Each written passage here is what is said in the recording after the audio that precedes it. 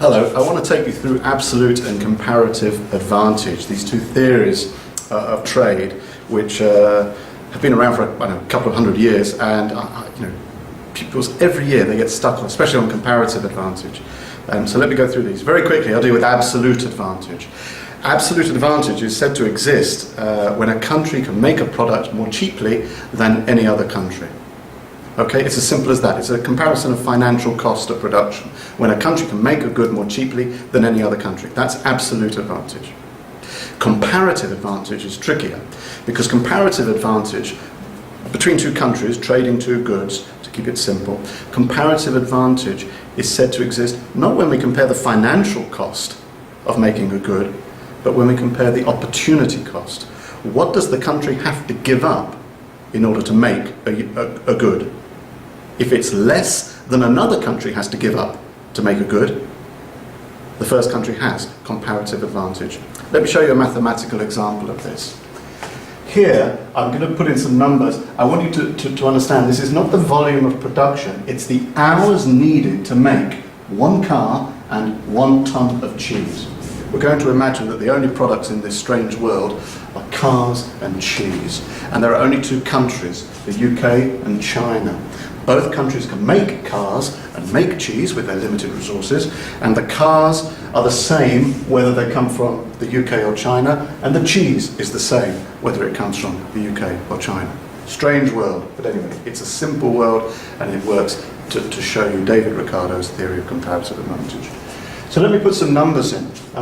Imagine in the UK it takes 15 hours to make a car, but in China it only requires 4 hours to make a car.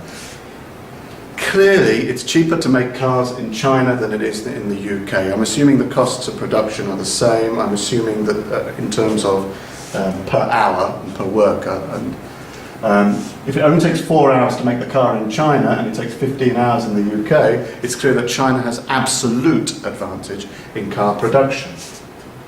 What about the cheese? Well, the cheese in the UK requires 5 hours to make a ton of cheese, and in China it only requires 2 hours to make a ton of cheese. So when it comes to cheese production, China also has absolute advantage. It seems that there would be little point of China specialising in either car or cheese production when they can make both of the goods cheaper than the UK.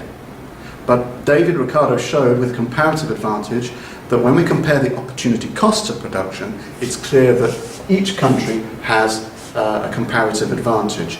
Let me show you. So, let's calculate then the opportunity cost for these countries when they choose to make one good and not the other good. When they're making a car, to make one car, the UK, which needs 15 hours to make a car, gives up 3 cheeses, because with those 15 hours making a car, they could have made 3 cheeses. Each cheese takes 5 hours. The UK gives up 3 cheeses. China gives up 2 cheeses, because when they make a car, using 4 hours of resources, they could have made 2 cheeses.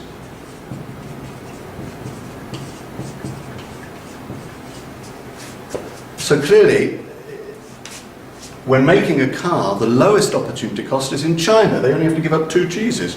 Therefore, China has comparative advantage in car production because they're giving up less cheese. There's lower opportunity cost. So I'm just going to replace this with, therefore, China has comparative advantage in car production.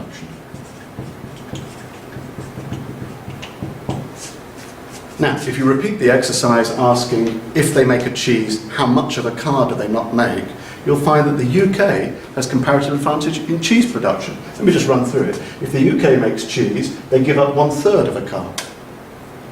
If China makes cheese, they give up half a car, because in the 2 hours that they need to make the cheese, they could have made half a car. Who's giving up more car when they make cheese? UK gave up 1/3 of a car, China gave up half a car. It's clear that China had a bigger opportunity cost. UK had a lower opportunity cost when making cheese. The UK has cheese has cheeses for its comparative advantage, cheese production. So the UK has, can you read that? I won't write it, it's too low. But the UK has the comparative advantage in cheese production. They should specialise in trade, assuming no transport costs, assuming the terms of trade allow them to hit the right price, where it's advantageous for both countries. They can actually benefit from trade. That's the basis of comparative advantage theory. Of course, the real world is far more complicated. There are many more countries than just two countries. There are millions of products. The products are not the same when they're made in one country or another. There are issues like transportation costs and the perceived quality of the products and a million other issues. But the theory suggests that even when a country, like in my example China, has absolute advantage everywhere, there can still be a point to specialising in trading. The only time you wouldn't specialise in trade is if the ratio of opportunity cost ratios were the same in both countries. They are not here. This is 3 to 1, this is 2 to 1. But if I made a slight adjustment, now the opportunity cost is exactly the same. In both countries, when making a car, they give up 2 cheeses. In both countries, when making a cheese, they give up half a car. There's no point to specialising in trading because the opportunity cost ratios are the same in each country. Okay? Hope that was clear, and I hope that you understand that now. All right.